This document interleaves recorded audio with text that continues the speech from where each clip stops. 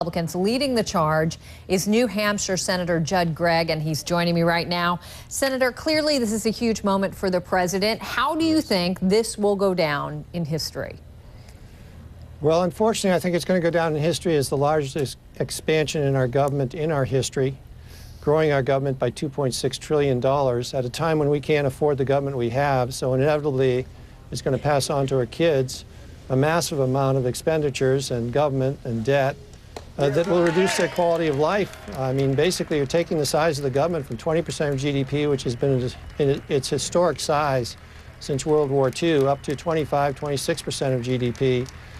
And really, the only way to pay for that type of expansion is either through inflation, which is obviously the cruelest tax of all, or through massive tax increases, which inevitably reduce productivity and opportunity and jobs, or in this case, by cutting Medicare and taking the money and using it to fund these brand new entitlement programs which have nothing to do with senior citizens. But to your point, I mean, you saw the Congressional Budget Office numbers that everybody was waiting on before this vote took place that do show deficit reduction over time. Do you not believe in those numbers? Of course not. If you believe those numbers, I'll sell you a bridge in Brooklyn and probably two in Oakland. But don't Republicans use the CBO numbers when it is to their benefit? It seems very hypocritical to be criticizing the credibility of the CBO now when it doesn't work. I'm not criticizing the CBO, Campbell. I'm criticizing the fact patterns on which they were asked to make their decisions. They were asked basically to score a bill that had 10 years of taxes, 10 years of spending cuts, mostly in the Medicare area, against 6 years of actual expenditure and programs. So when you match 10 years of spending and 10 years of taxes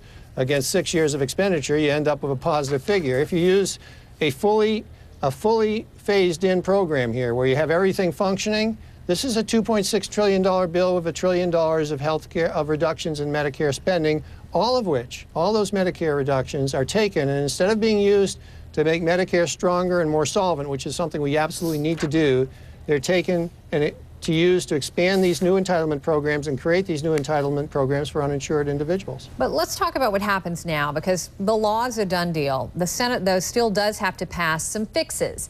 And you and your fellow Republicans are doing everything in your power to prevent that from happening, offering amendments, digging for sort of obscure parliamentary procedures. And I guess, isn't this more of the process and procedure that your party was bashing Democrats for just last week? Campbell, I find it very humorous that you'd say offering amendments is unusual. Considering the context of the way this bill was passed, I can see why you would say that. You know, remember, this bill arrived in the Senate on a Saturday afternoon. We were given 3 days to look at it. No amendments were allowed by the majority party, and then we were forced to vote for it on Christmas Eve. And then it went to the House floor. No amendments were allowed. This is going to be the first vehicle where we can actually raise amendments as Republicans to try to improve this bill. That's what we're going to try to do. Our view is you repeal and replace this bill. You replace it with better law and better approaches towards health care. We have them. I have a proposal. A number of other members have proposals. Some of them are even bipartisan. So we think we can improve this bill. We're going to try to do it through the amendment process. Is there going to be any support for our amendments? No. It's pretty clear that they've sort of locked arms here on the other side of the aisle, and they're not going to allow any amendments. Even the amendment which Senator McCain is offering on the floor tonight, which is essentially an amendment to knock out all the sweetheart deals, you know, like the Louisiana purchase and the $100 million hospital deal for one state and the other deals for the other states. He has 7 specific deals that were put in this bill that have nothing to do with reform. That dealt just with giving members of Congress, especially the Senate, special deals. He's proposing to knock those out. I can't imagine why people would vote against that, other than the fact that they're just insistent that they're going to do their way or no other way. But why? And I mean this sincerely. If none of this is going to change the law, then why bother? I mean, why not move on to other things where you do know that you can affect change? I mean, why just let the debate drag on? Well, I guess, Campbell, if we accepted that process, Republicans shouldn't even show up in Washington. I mean, this is the biggest piece of legislation I am ever going to see in my career. It's probably the biggest piece of social engineering. It's certainly the largest expansion of government in the last 50 years. You think we should walk away and not offer amendments which we think would improve it and make it a better bill?